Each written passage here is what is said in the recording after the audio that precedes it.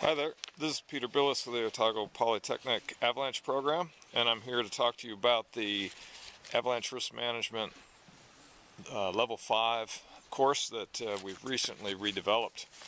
In this video, we're going to talk about what the course is about, why it's got a place out there in the world, what kind of skills you can expect to gather upon completion, where you can apply it in the workplace, some of the entry requirements for the course, how we've structured the course for your learning at OP, and some of the indicative content of each of the courses. Lastly, we'll finish on further study. I'm going to have to probably go to my computer to gather some more notes about all that stuff, but I thought I'd show you around. I'm talking to you here in Alaska at the moment, and it's kind of a pretty place. I'll just show you what we've got around here. Give you a spin around fairly slow. This is Orca Inlet in Cordova, Alaska, and it's right at sea level, points north heli. If you look in the distance on that post, there's an eagle hanging out there, and usually if you look out in the sea, there's usually a few otters kicking around. Maybe they're right out there in the middle. You can see a few.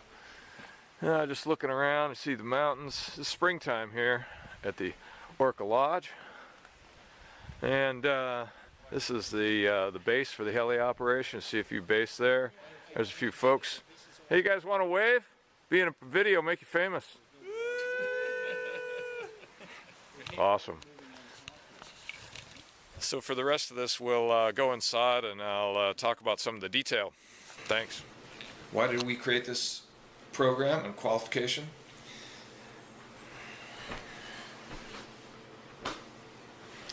Right.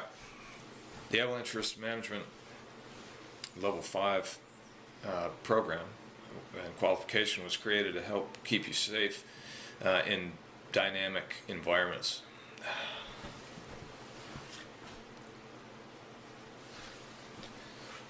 Right. This qualification was created for hopefully the same reasons that you are taking this program, and that is to help improve your skills and knowledge of avalanche risk management strategies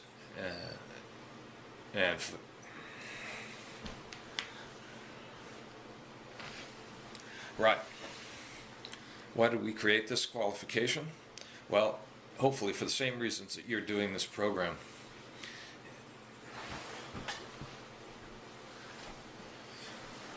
Right. Why was this qualification created? Hopefully for the same reasons that you are doing this program with us at Otago Polytechnic. And that should step out to somewhere about improving your own skills and knowledge of avalanche risk management, and gain some strategies to help keep you safer while you're in the alpine environment. And that's meant to be whether it's a work context or a recreational context. What skill set should you be able to expect when you complete the program? Graduates of this qualification will be able to identify and communicate potential avalanche hazards by applying knowledge of snowpack, weather, terrain, and avalanche phenomena. 2. Mitigate risk to self by selecting and applying appropriate control methods while operating in avalanche terrain within scope of practice. And 3. Participate as part of a small party rescue by applying appropriate search and rescue skills while mitigating risks. In terms of scope of practice, graduates of this qualification will be able to work independently and contribute to the daily operation and work under a safety management system. At Otago Polytechnic, we've structured the Avalanche Risk Management Level 5 program into 4 courses that run over the entire length of the 12-week block that you've signed up for. Each of those 4 courses are broken into modules to help your learning. We gather online at regular intervals. You have assignments to do between those times we meet online, and all that happens within the first 10-week block. And then there's a 1-week practical where we solidify those skills and we assess you. That includes practical assessment and a summative exam. You've got lots of opportunities in the 10-week online block for doing quizzes that are just there to help your own learning and make your skills really solid. You'll have also some practical field things to do during those 10 weeks as well. Again, all that stuff ahead of time is to help you gain a more solid foundation before you get on the course, so we can spend more time with you doing practical skills. Lastly, at the end of that block, there's a summative exam. That's on the last day, and then that's followed by a week of reflecting on your learning for the course and any reassessment that needs to be done. On to some of the indicative content of each of the courses. The 4 courses that are part of the program are Snow Science and Hazard Evaluation. That's the first one. Avalanche Geography is the second, and that's basically about avalanche terrain. And the third course is Meteorology and Snowpack Influences, basically about the weather and how it affects the snow. And 4, Avalanche Search and Rescue, which is pretty self-explanatory. More detail on that in a moment. Stand by. Alright, where can you use this information? Well, jobs that are available to you. Graduates may be employed or work as volunteers under direct or indirect supervision in a range of operations, actively assisting in the management of avalanche hazard and risk management, including ski areas, heli ski operations, cat ski operations, snowmobile operations, road contracting, alpine and other outdoor guiding or instruction operations, hunting, trekking, Department of Conservation, alpine search and rescue, and providing education of this type of information. Entry requirements for the course.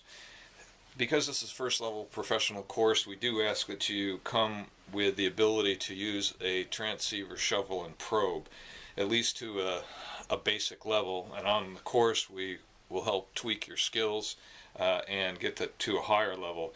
So we do ask that you provide evidence that you have practiced with these devices and can meet some basic time frames so that it will aid your ability to do well in the course. We don't have enough time to show you the skills and then you practice that within the practical session, the practical block, which is only 7 days. So we ask you to come with at least familiarity with the unit and being able to find it within the parameters that's stated, which should be a 50 by 50 area, 1 transceiver buried 60 centimeters down, on a slight slope 10 to 20 degrees, and you should be able to search, find the unit, pull it and probe it, and then show us where you would put that, where you'd put your shovel to start digging. And you need to do that within 4 minutes for the basic assessment. On the course, you'll have to be able to do it in 2.5 minutes to pass the assessment, and for full marks, 1.5 minutes. So you should be practicing to that 1.5 minute standard before you get on the course. It would be ideal, and then you'd be really confident when that comes around. What else we got for you here? We'll talk about how the course has been structured at OP in the next clip, and further study. This does lead on to the higher level course that's available in New Zealand, which is the old Stage 2, now called Avalanche Risk Management Level 6. Before you apply for that Level 6 program, the expectation is that to be successful, you should have applied your Level 5 skills at least 100 days, preferably in an operational setting. Okay, so New Zealand, that would take you about 3 years or so, working in a patrol type environment, for instance. If you go overseas, you can certainly fast track that. The Snow Science and Hazard Evaluation block is 15 credits, and it has 4 learning outcomes. 1, to identify and evaluate the nature, causes, and effects of avalanches. 2, to collect, record, and communicate snowpack properties to current industry practice. 3, collect, record, and communicate avalanche occurrence data to current industry practice, which is basically recording avalanches. 4, apply appropriate factors and methods to evaluate and communicate avalanche hazard. So this is doing snow stability and danger rating evaluations. Indicative content of this course is to describe characteristics of avalanche problems, including the size, motion, and snowpack properties necessary for their formation. Describe the dangers of avalanches to people and property and the relationship to the avalanche danger ratings. Describe the properties of the mountain snowpack, including snow formation and metamorphism, and the correlation to avalanche occurrence. Observe and record snowpack properties to current industry practice.